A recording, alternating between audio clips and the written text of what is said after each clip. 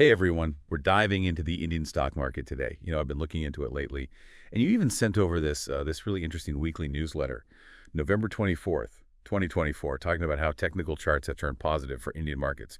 But what does it actually mean for, investors like you? So let's dig in. One thing that jumped out at me, the Nifty is at 23,907, up from 23,532 the previous week. Looking good. But then there's this note about converting debt to equity below certain nifty levels, 23,000 and 22,000. Makes you think, right? Well, you have to remember, technical charts, they're like a compass, using past market data, price and volume, trying to point towards, potential trends, not a crystal ball, but valuable clues. Okay, so checking the compass, but also keeping an eye out for landmarks and obstacles. And speaking of landmarks, this RVCC parameters table really caught my eye. We've got PE, PBMG, and RSI. It's like alphabet soup to me. What are these and why are they important? These parameters, think of them as vital signs in a market, giving us a glimpse into, how investors are feeling, how they value stocks. So, for example, the PE ratio, price to earnings, that shows how much investors are willing to pay for each rupee of a company's earnings. A high PE, often that suggests optimism, while a low PE could signal caution. So it's not just about the numbers, but what the numbers tell us about how the market is feeling. Got it. Now, there's this jump in FII net open interest from plus 1.42 lakh to plus 6.53 lakh. That's a big leap. What's that all about? That surge in FII open interest definitely tells us that foreign institutional investors are feeling bullish about the Indian market. It's tracking outstanding derivative contracts. So a big jump like this usually means more players are betting on the market going up, a vote of confidence from big money players. Interesting. More foreign investors jumping on the India bandwagon. But what about that debt to equity conversion note we talked about? Those specific nifty levels it mentioned. Is that like a warning sign we should be worried about? Not necessarily. Remember, this is just one analyst's advice. Converting debt to equity can be a strategic move. For companies facing financial stress, it lightens their debt load. But it can also dilute ownership for existing shareholders. This note just suggests that those lower nifty levels might present buying opportunities for certain investors, willing to take on that risk. Less of a the sky is falling scenario and more of a watch for potential opportunities if the market dips. That makes me feel better. Okay, let's zoom out for a second and look at the bigger picture. This newsletter projects a 5.6% return for the Indian market using a model based on factors like economic growth, dividend yield, and valuation changes. They also have a modified model that bumps it up slightly to 5.7%. So what's the takeaway here? Well, 5-6% might not sound massive, but it's important to view those returns in the context of global markets and other investment options. In a volatile world, a steady 5 to 6% could actually be pretty attractive. It all depends on your individual risk tolerance and investment goals. Right. Context is key. A modest return in a stable market could be better than chasing high returns in a risky one. Now back to those technical charts.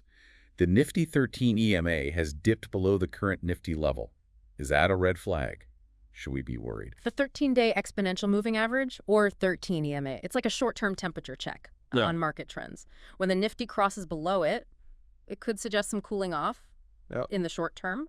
But don't hit the panic button just yet. We need to consider other technical indicators and the overall economic picture before making any rash decisions. Okay, so more like a little blip on the radar than a full-blown market meltdown. Got it. Now this section called equity neutral or negative or positive. What's intriguing? It's like a rate map of buy or sell recommendations based on market movements. What do you think? You're right. This section reflects one analyst's interpretation of the market's twists and turns, suggesting times to buy, sell, or hold.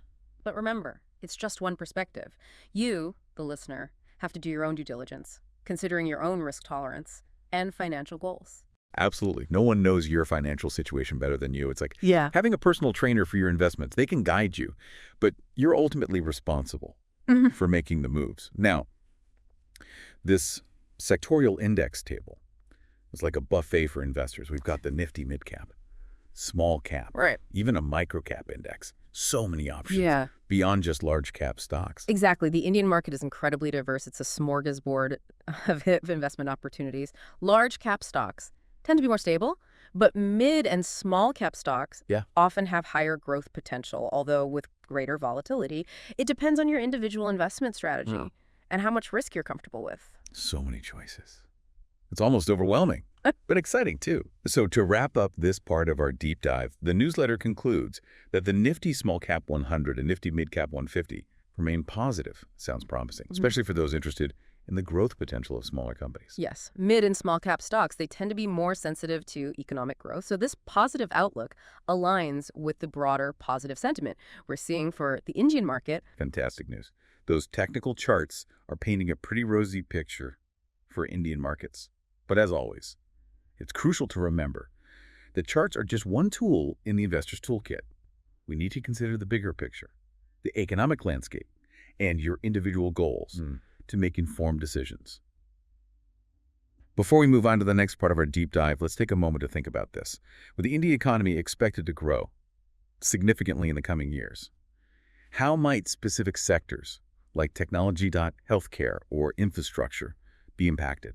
Something to ponder as you continue your research. Definitely something to think about. It is a great question. As the Indian economy grows, you know, it's like a rising tide, lifting different boats in different ways. So, for instance, a booming middle class, that could feel demand for consumer goods and healthcare. Right. While government investments in infrastructure could create a surge in construction.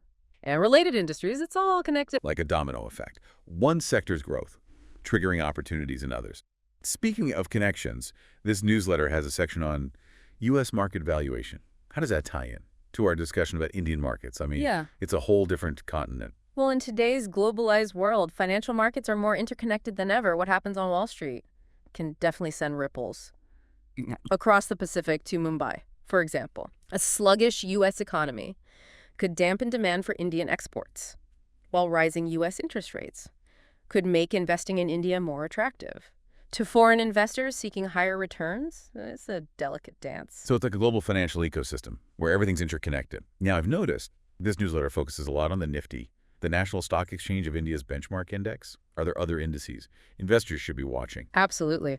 While the Nifty is a great gauge for the overall market, there are many other indices that zoom in on specific sectors or market segments, different lenses for viewing the market. For example, the Nifty Bank Index tracks the pulse of major banking stocks, while the Nifty IT Index keeps tabs on the tech sector. And then, of course, we have indices for mid-cap and small-cap stocks. We talked about earlier. It's not just about the Nifty. There's a whole universe of indices reflecting different slices of the Indian market. Exactly. And that's why it's crucial for investors to do their homework and understand the nuances of each sector or index they're interested in. There's no one-size-fits-all approach. Each sector has its own rhythm and its own dance steps. So even if the technical charts are giving a thumbs up, it's important to look under the hood, understand the fundamentals, driving those companies and industries. I agree. Technical analysis is a valuable tool, but it's just one piece of the puzzle. You need to consider the management team, financial health, industry trends, and the broader economic and political climate. It's like being a detective, gathering all the clues before making a move. I'm sensing a theme here. Informed decisions are key. Now, this Notes and Observations section mentions converting debt to equity below certain Nifty levels. Sounds like a strategy for navigating choppy waters. How does that work? You're right. Converting debt to equity, it's a financial maneuver companies sometimes use when they're feeling the pinch, essentially. It's swapping some of their debt for ownership shares in the company. This can help them lighten their debt burden, improve their balance sheet, but it can also dilute the ownership of existing shareholders. This note suggests that this might be a tactic for investors to consider if the Nifty dips below those specific levels, offering a potential opportunity to buy in at a lower price. So, potential play in a downturn, but not without its risks. Always multiple angles to consider. In the investment world, that's the beauty and the challenge of investing. There's no single right answer. It's all about informed decisions tailored to your own analysis and risk appetite. I love that. Informed decisions tailored to you. Before we move on, let's talk about the VIX. Pops up a few times in this newsletter. What's the VIX all about, and why should investors care? The VIX, the fear gauge of the market. It measures the expected volatility of the S&P 500 index over the next 30 days, giving us a glimpse into how much investors expect the market to swing in the near future. High VIX typically signals jitters and uncertainty, while a low VIX suggests a calmer market mood. It's like checking the market's pulse. So it's like a barometer for market anxiety. If the VIX is going haywire, might be a sign to buckle up for a bumpy ride. Fascinating. Indeed. While the VIX isn't a perfect predictor, it offers valuable clues into how investors are feeling and what they might do next. This deep dive has been an eye-opener. We've covered so much, from deciphering technical indicators and economic trends to exploring different investment strategies and even considering the ripple effects of global events. For listeners intrigued by the Indian market, what's the most important nugget of wisdom you'd like them to take away? The key takeaway is this. The Indian market is a vibrant, complex ecosystem, brimming with opportunities. But to navigate it successfully, you need a well-informed and strategic approach. Like setting sail on an adventure, you need a good map, a reliable compass, and a keen eye. Find the changing winds. Well, it sounds like we need to be part explorer, part strategist to really make it in the Indian market. You got it. It's not about, chasing quick riches or blindly following the herd. It's about doing your research, understanding the potential and the risks, and making decisions that align with your goals and your risk tolerance. This deep dive has really shown that technical charts have turned positive for Indian markets. But it's not the whole story, right? Right. Those positive signals are encouraging. But it's just one piece of the puzzle. You also have to consider the broader economic landscape, how specific sectors are doing, and even global market trends. It's a lot to keep in mind. So how can our listeners stay ahead of the curve and make sense of this complex, ever-changing market? First, stay informed. Read financial news. Follow insightful analysts. And pay attention to economic reports. There's a ton of information out there. And of course, don't forget about podcasts like this one. We're here to help make sense of it all. It's also about tapping into your network. Exactly. Don't be afraid to reach out to a financial advisor or someone you trust who has experience with the markets. A fresh perspective or a seasoned hand can be so valuable. Like having a guide in uncharted territory. They can point you in the right direction. Yeah. But ultimately, you're the one charting your own course. Exactly. And remember, investing always involves risk. Past performance is never a guarantee of future returns. Diversifying your portfolio, investing for the long haul, and seeking professional advice when needed. It's all part of a prudent approach. As we wrap up this deep dive, I'm feeling cautiously optimistic. The technical charts are looking good. Yeah. But there are always risks to consider. You said it. It's about finding that balance between spotting opportunities and managing those risks. And remember, investing is a marathon, not a sprint. Patience and discipline. Those are the keys to long-term success. I like that.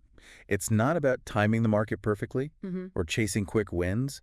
It's about building a solid foundation, making informed choices, and staying the course, even when things get bumpy.